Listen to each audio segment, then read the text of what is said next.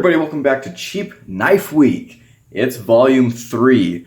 I know you guys love this series, and I really love this series too. This is a lot of fun for me to make, and it's always interesting to me to see the knives that I come up with.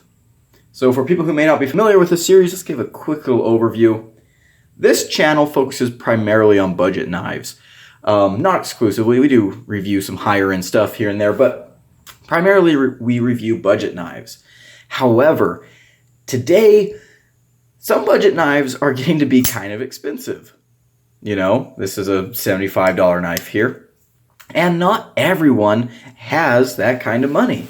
You know, so even though it's sub $100, it's a little bit expensive. I like to find knives that are not just inexpensive, but downright cheap, right? And I kind of view this series as for two types of people. Number one, people who aren't really knife enthusiasts, but need a good tool and don't want to spend a whole lot of money. And number two, for people who are just starting out in the hobby. They don't want to drop a whole lot of money on some knives yet, but they want to experience some different things. So I try and focus in on knives that are under $30 that you can find pretty easily. I like to get knives from like hardware stores and places like that, because primarily that's where people who need a knife are going to go look. You know, you got a guy who's working construction, needs a new pocket knife. He's probably not going to go online to Blade HQ and order a Civivi. He's probably going to go to his local Home Depot or Lowe's and pick up what he's got there. So this series tries to focus in on whether or not you can get really good knives in these types of places. And we do occasionally feature things that I ordered offline and things like that. So, you know, I'm not constraining myself too much, but that's the general idea of this series. So without any further ado, let's go ahead and get right in to this review. This knife here is the Crescent. Not sure if it really has a specific name, but it's a pocket knife made by Crescent. These are a $20 knife that you can find at, I believe I picked this up at a Lowe's or a Home Depot. I can't remember. I think it was a Lowe's. But there's a knife. Let's go ahead and measure the blade length. Where did I put my ruler? We've been here before, haven't we, guys? There we go. So, measuring all the way to the scales, you can see we're coming in here just about 3.5 inches, give or take a little bit. Sharpened edge is a little bit, you know, tiny bit shorter, but definitely a full-size knife. Let's get our size comparisons going. There's the Rat 1 and the 2. Again, full-sized EDC knife. Might even be just starting to creep into the large size. Let's go ahead and grab our Civivis. There's the Praxis and the Elementum. Let's go ahead and grab out our flagship comparisons. The PM2 and the Benchmade Bug Out.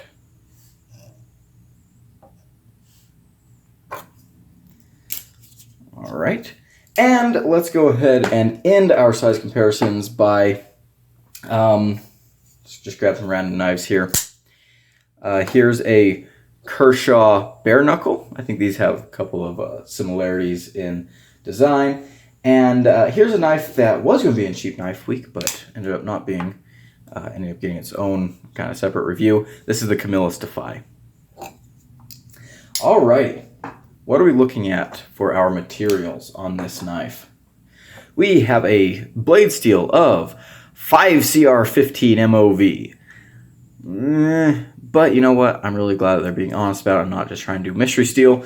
We do have G10 scales, steel liner lock, and let's actually look at the thickness of this guy.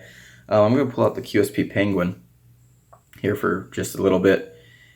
It's a pretty robust knife all the way around. But There we go. It is a flipper running on bearings. Let's go ahead and get to the cutting footage. Shebang! Alrighty guys, it's cheap knife week time. Are we excited? I'm excited. We've got the Crescent EDC knife up first today. Interesting knife. You guys probably seen the unboxing or unpackaging or first impressions, disassembly, whatever it was. Let's not waste any more time, right? Let's get right into it. So, let's start off by talking about that action. We are running on bearings, and the action has gotten better as I've used the knife. It's not perfect, it's not amazing, but it's gotten better. The deten's actually okay.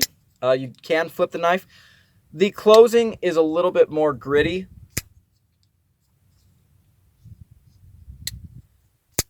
But yeah, reliable opening action.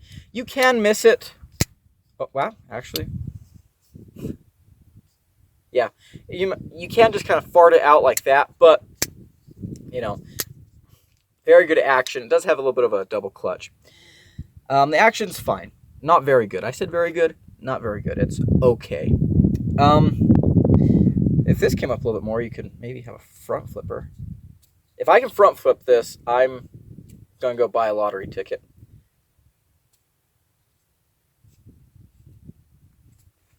No. Thank you for saving me some money. Okay, so let's go ahead and talk about the ergonomics. Actually pretty nice. You've got this little poon spoon here, get your thumb in. The ergonomic lines are pretty simple. I do feel the clip, but overall it feels all right in my hand. It kind of reminds me of the Bestech Warwolf. I mentioned that in the unboxing. I wish I had one to compare it against. Austin's got one. I should have asked if I could borrow. Asked if he could mail it to me and I could use it for this review, but whatever. Yeah, look at that. It does look like the Warwolf. But yeah, ergonomics are okay. How does it carry? Well, the clip is non-reversible, but it's a very nice clip. Flat screws, completely recessed into the scale. Love to see it. Let's watch it go into the pocket. It works really, really well. It's a fairly large knife. It's pretty thick, so you'll feel it, but I mean, the clip works amazingly. Look at that. Look how easy that comes in and out. That's just, oh man.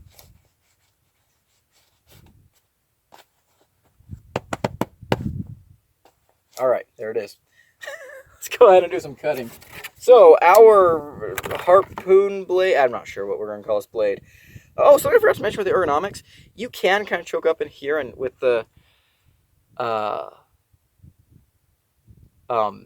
first knuckle into your choil. I'm starting to default to caveman mode. Unga bunga sharp metal. But yeah, there we go. Okay, so 5 CR steel. Nothing amazing, but the blade shape is actually pretty good. We do have a very shallow hollow grind. I'm going to have to go and grab a new piece of cardboard, but yeah, it cuts just fine. Not amazing, but fine. Utility cuts you can actually get to fairly easily with this knife.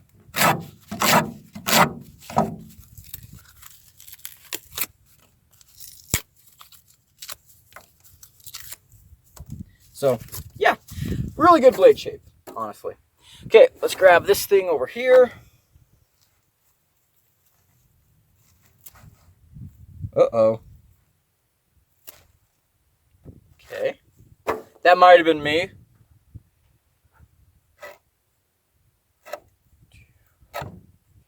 All right, you know what? That did pretty dang good. Robust, heavy blade with a robust geometry. Yeah, you know what? It comes through that rope pretty nicely. All right. Hey, look. They match. Let's go ahead and give this a shot. Oh.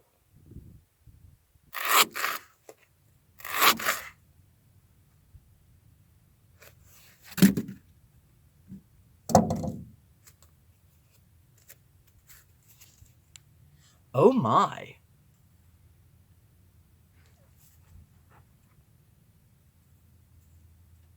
That was actually really freaking good. Look at that. Look at that. Wow. Yeah, that actually felt really damn good. You know, hey, color me impressed. I think I've said that for every knife we've done for Cheap Knife Week so far. Actually, this is going to be the first one that you guys are seeing the video of. So, yeah, this is the first one I'm doing the review cutting of, but whatever. Anyways, there it is. It did good. Let's get back to the table. Alrighty. Let's talk about what I'm liking and not liking about this Crescent EDC knife. Number one, the ergonomics are actually really solid. This little thumb ramp here is very nice and comfortable to get my hand into. The thickness of the knife means it's very hand-filling. There's no major hot spots. The clip doesn't bother me in the hand too much. If I really bear down, I can feel it, but it's not a major issue. So yeah, ergonomically, very, very nice. Next thing, the clip itself is done perfectly. This is an absolutely amazing pocket clip, and this is how all pocket clips should be done. We can see that it is inset into the scale with flat screws. It's perfect. It's beautiful. Look at that. That's what we all want to see all the time. It's just so satisfying and nice. So this thing goes in and out of your pocket with no problem whatsoever. And the design of the clip is pretty good too. You see here we don't gooseneck up a whole lot, as Metal Complex would say. And the clip is wide. And I really like wide clips because in the hand, they're generally more comfortable. If you're going to do a deep carry clip, in my opinion, it's better to make it a little bit wider because that just helps, create more surface area for your hand to sit on. And it really eliminates some of those awkward pokey bits that you can get from a deep carry clip. So I really like that. Fantastic clip. Excellent, excellent choice. Next thing, access to the lock bar is perfect, right? They gave us a nice cutout here. They chamfered the lock bar, and you can get in there. You can get in there easily and disengage the knife. Very, very cool. Next thing, the blade is actually pretty dang good. Very nice shape. We've got kind of this, it's a clip point. Some people might call it reverse Tonto. Clip point is what I'm going to call it. Very nice shape. We do have a very shallow hollow grind. Very shallow. Yeah. But, it is there. The blade itself did perform pretty nicely. This is a very EDC-friendly shape, as I already said. You got a nice tip for drilling and stuff. You can get there easily for your utility cuts. You've got plenty of edge for some slicing cuts or long push cuts. Just a generally pretty fantastic shape. I mentioned a couple times this knife does remind me of the Bestech Warwolf. Again, I wish I had one here to compare it against, but yeah, pretty similar in a lot of lines. And the Bestech Warwolf is an amazing knife. So yeah. Next thing, this knife, the disassembly, I do have a disassembly video of this knife up on the channel. Went very well, went very smoothly. I was pretty surprised. Sometimes these cheaper knives are just a little bit difficult to take apart. Sometimes they're Loctited so much that you can't get them apart, with red Loctite and stuff. Sometimes they've just got free spinning hardware and it can just be a pain. This knife did not have any of that. It was very easy to take apart and maintain, and I really, really appreciate that. Next thing, the opening action is pretty nice. It is running on bearings. The detent is pretty good. Could be a little bit stronger. I mean, I can fail this without a whole lot of issue, well, except there I didn't. But, you can fail it pretty easily. However, it does open reliably. The flipper tab gives you a lot of leverage, so it's very easy to hit that and make the blade come rocketing out. The flipper tab is jimped, and it's not aggressive jimping, but it is. You can feel it. It's good texture jimping. Get a good light switch flick. You can push button it. Something that they did that I always appreciate. This is a feature that I think more knives should have. this little chamfered area here for your finger to land after you flip it. So it just makes things a little bit more comfortable, and I always appreciate that. So it's good to see small details like that in inexpensive knife like this. Next thing, the build quality is pretty good for a knife of this price. You can see we actually do have an external stop pin. And yes, this is external. I have a whole video about this, but I will sum this up really quickly. A stop, or wait, is it external or internal? Oh no, it is external.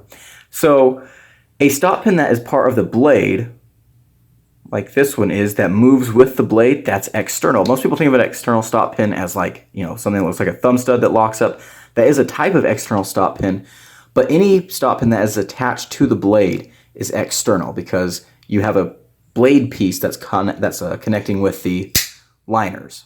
Right, an internal stop pin is where it's not part of the blade, it's in the handle, but the blade rotates around it. So you have a groove cut in your blade and the stop pin is in a fixed position and then the blade rotates around the stop pin. Right, and then of course a traditional stop pin is something like that. So, okay, pedantic rant aside, that's something that kind of bothers me. I see people calling these internal stop pins a lot, and they're not. They function the same way as external stop pins, and they are external stop pins. Alrighty, and I do kind of like their pivot here. It's a unique touch. Yeah, it's nice, right? Okay, moving on to the negatives. Yeah, 5CR steel, it's not amazing. It's not. Is it serviceable? Yeah, I mean, it's going to have good stainlessness, comparatively, I guess. I've heard that apparently Crescent also makes some knives with D2 steel, so, that's interesting. Next thing, the sharpening is a little bit wonky on this thing. I have made sure not to resharpen this guy. In fact, he's probably pretty dull from use. Let's see here. Yeah, we've still got an edge on a couple. Yeah, a little bit fuzzy, but sharpening, you can see here we don't have a very good sharpening choil. This knife will be incredibly easy to reprofile and stuff, but yeah, you are going to be sharpening this a lot if this is your everyday user, right? Even in the little bit of use that I was doing with it for the review, I say this a lot. The review cutting that I do for the videos is not testing. That's just a little bit of visualization for you guys on what the blade is all about, right? And then my testing just consists of me carrying the knife and using it for my everyday stuff. So, just a quick aside there. Next thing, I'm not a big fan of this G10 here. In fact, if you told me it was plastic, I would believe you. They say it was. They said it was G10. Okay, just feels kind of cheap. They've got like this little diamond texturing going along the side, which you might like. I personally am not a big fan of it. Whatever. The orange color I don't mind. If you're going to be using this in a working environment and you drop it, you want it to be highly visible. So I don't mind the orange, but I just don't really like the feel of the G10. Next thing, these backspacers are kind of goofy. They're just painted orange. I guess if that's the way they wanted to do it, that's cool. Just, it does kind of have a little bit of a color contrast, but not a huge deal. I'm nitpicking things that don't even need to be nitpicked, right? The centering is off, and I could not get it centered up. It's not rubbing yet, but it is very noticeably off. That's just not amazing. The closing action is not very good here. So you can see we do have a very late detent, but then it just feels gritty on the close. Again, I have a video where I took this knife apart, looked at what was going on in there, cleaned it up, and yeah, it just very, very gritty on the close. But, I mean, again, the opening action is fine. No blade play at all, so that's good. I can excuse the poor centering, right? The edge itself, I mean, this is not the thinnest thing behind the edge at all, but it worked during all my use and stuff, so I'm not going to complain about it too much. Is it the world's sliciest cutter? No, but it's absolutely usable. All right, let's go ahead and get into my final conclusions. Final conclusions are, this is a nice knife. It really is. You know, if I saw this in someone's pocket, I wouldn't feel a need to cringe because they're carrying a piece of crap. No, this is a good knife. This is a really good knife. It's cheap, you know, it's affordable, and I think, you know, if you've got one of these, I think you'll get a lot of use out of it. It is a very, very well done knife. I had someone comment on the assembly video. I think it was for this knife. They said they've got some of these they keep in their toolbox or their truck or something. Yeah, great place to keep one of these. I can definitely see this knife as being pretty popular with people. In fact, when I bought this at the store, I took the last one off the shelf, and as I was checking out, the cashier was telling me, wow, these have been really popular. You know, a lot of people buy these. So, yeah, I can see why, and I don't think that anyone who's bought these has made a bad purchase.